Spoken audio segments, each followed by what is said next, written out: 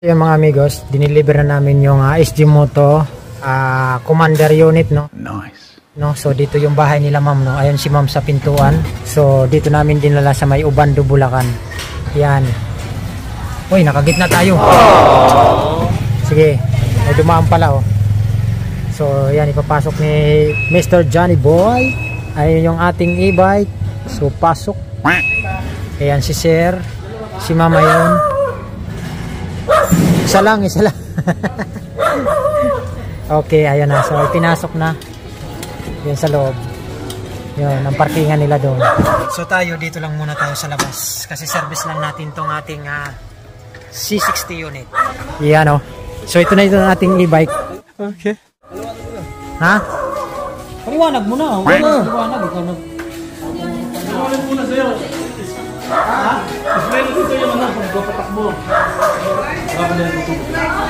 Uy! Kasi yung unit natin, dalawa yung unit natin. Ay, dalawa yung unit natin. Mayroon kayo, mayroon yung condition natin.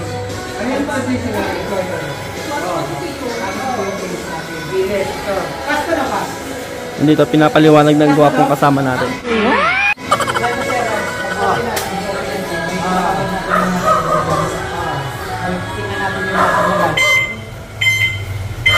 Signal light, harap. Saan yung signal light saan?